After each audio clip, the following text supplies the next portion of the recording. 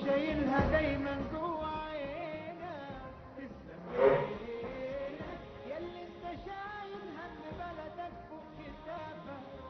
كل اللي عارفك. And I'm joined with Dr. Ahmed Sharaf over the phone, who's an educational consultant. Dr. Ahmed, thank you very much for being with us tonight on the Daily Debate. Well, thank you. Thank you very much for having me. It's always a pleasure to talk with you.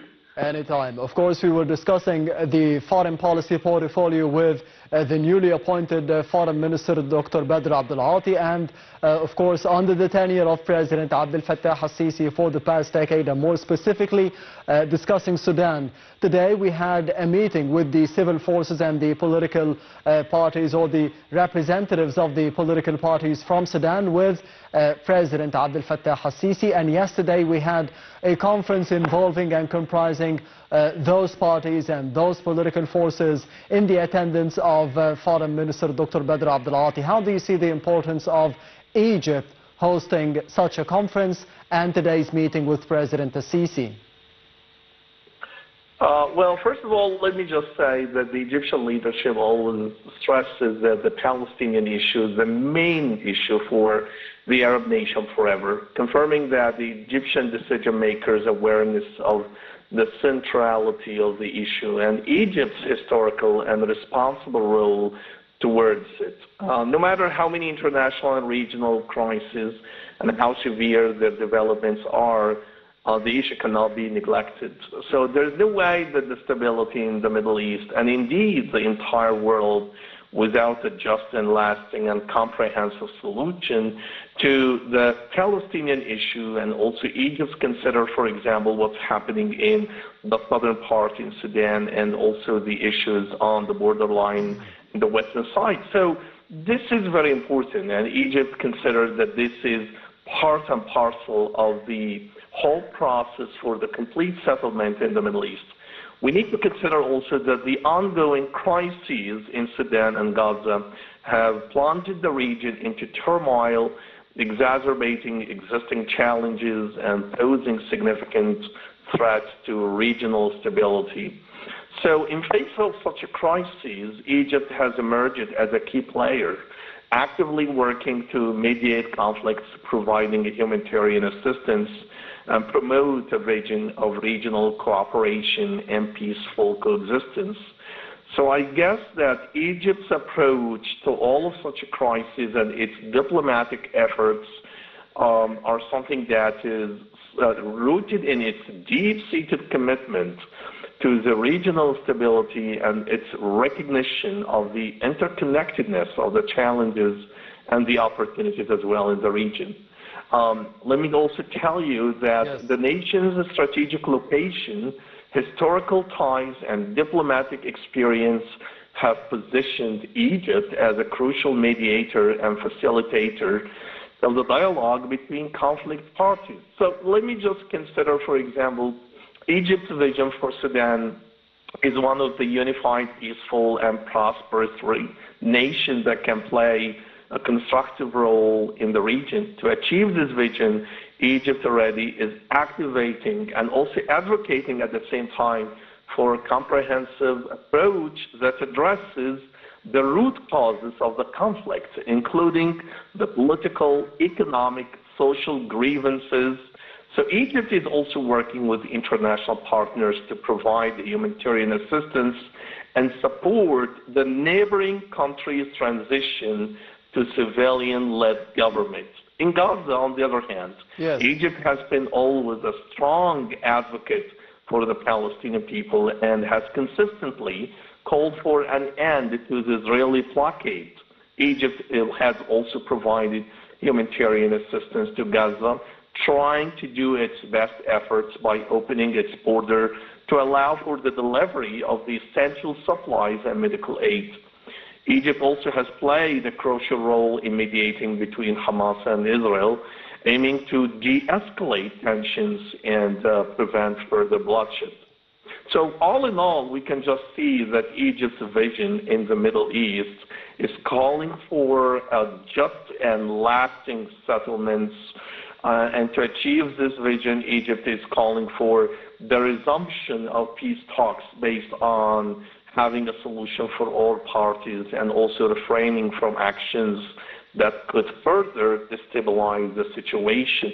This is probably could be part of Egypt's vision towards what's happening today, currently in the Middle East.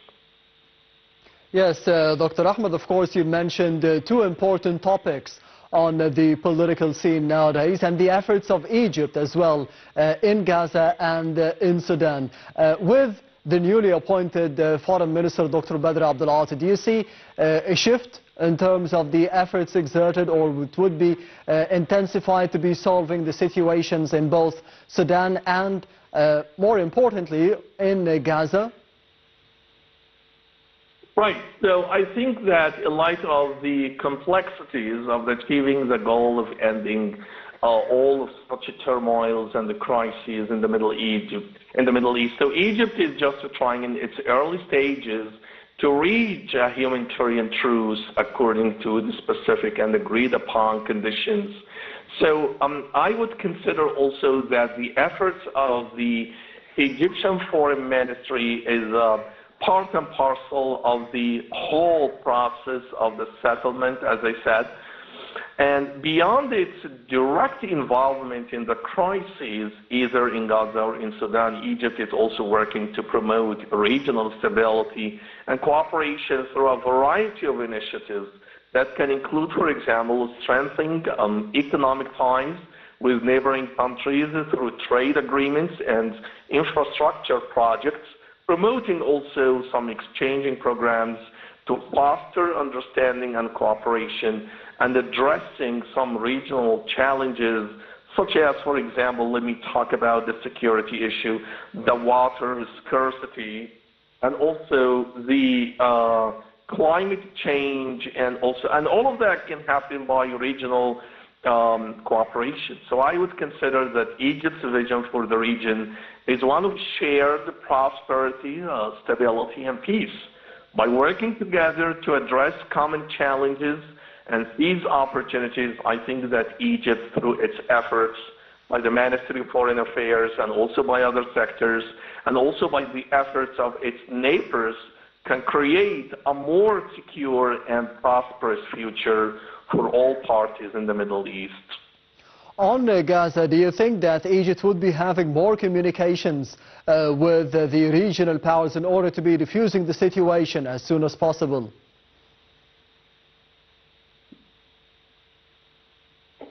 Hello? Dr. Ahmed. Yes. On Gaza, do you think that there will be more communications by the Foreign Ministry in Egypt and the political leadership of Egypt to be diffusing the situation with the regional powers? Right. So I think that when it comes to the situation, the challenges that we have, I would consider that Egypt, just from the very beginning, was calling on all the warring parties to immediately cease escalation and engage in serious negotiations aiming at achieving immediate and lasting ceasefire. There are very, very important steps that Egypt has taken already.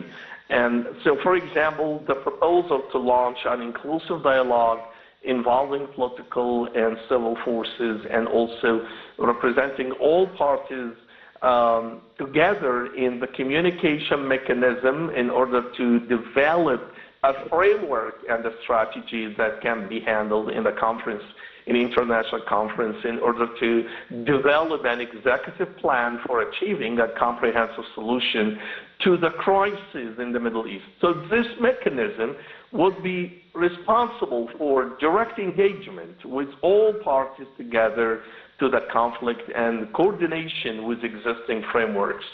So what I would like to say here is that such mechanisms proposed by the Egyptian side is aiming to address the dire humanitarian situation resulting from the influx of thousands of refugees since the conflicts broke out a few months ago. And we need to consider also that Egypt has the highest number of refugees, followed by Chad, South Sudan, Ethiopia, and the Central African Republic. and has opened its doors to some other different refugees since the outbreak of violence, providing all the necessary resources and the humanitarian aid.